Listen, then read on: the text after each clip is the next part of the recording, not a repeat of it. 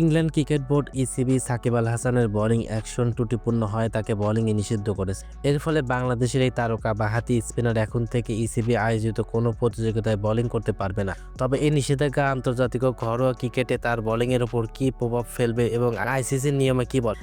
আইসিসির 11.3 অনুচ্ছেদ অনুযায়ী যদি কোনো জাতীয় ক্রিকেট বোর্ড কোনো খেলোয়াড়ের বোলিং নিষিদ্ধ করে এবং তার স্বীকৃতি পরীক্ষাগারে বৈধতা প্রমাণিত হয়, তবে সেই নিষেধাজ্ঞা আন্তর্জাতিক ক্রিকেটেও কার্যকর হবে। অর্থাৎ সাকিবের বোলিং ইসিবি কর্তৃক নিষিদ্ধ হওয়ায় তার বোলিং আন্তর্জাতিক ক্রিকেটেও অবৈধ বলে গণ্য হবে। তবে আইসিসির নীতিমালা 11.4 অনুচ্ছেদ অনুযায়ী বাংলাদেশ ক্রিকেট বোর্ড বিসিবি দেশের ঘরোয়া ক্রিকেটে সাকিবের বোলিং নিয়ে সিদ্ধান্ত নেওয়ার পূর্ণ অধিকার রাখে। এই অনুচ্ছেদে বলা হয়েছে 11.1 ও 11.3 অনুচ্ছেদ অনুসারে সাসপেন্ড হওয়া সত্ত্বেও খেলোয়াড়কে তার জাতীয় ক্রিকেট ফেডারেশন ঘরোয়া প্রতিযোগিতায় বোলিং চালিয়ে যেতে অনুমতি দিতে পারে। সাকিবের বোলিং অ্যাকশনের ক্ষেত্রে ইসিবি কর্তৃক করা পরীক্ষায় তার কোনোই অনুমোদিত 15 ডিগ্রির বেশি বাঁকা হয়েছে, তবে কোনোই ঠিক কতটা বাঁকা হয়েছে তা এখনও প্রকাশ করেনি।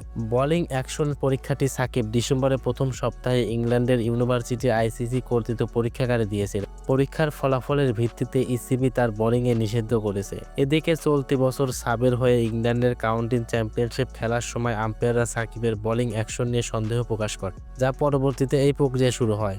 নিষেধাজ্ঞার খবর শোনার পর সাকিব বর্তমান লঙ্কান প্রিমিয়ার লিগ গল্ফ মার্ভেলের হয়ে খেলছে। গতকাল রাতের ম্যাচে নুভানা এলিয়ান কিংয়ের বিপক্ষে ব্যাটিংয়ে নেমে 3 বলে 6 রান করে আউট হয়, যদিও বৃষ্টির কারণে ম্যাচটি পরিত্যক্ত হয়েছে।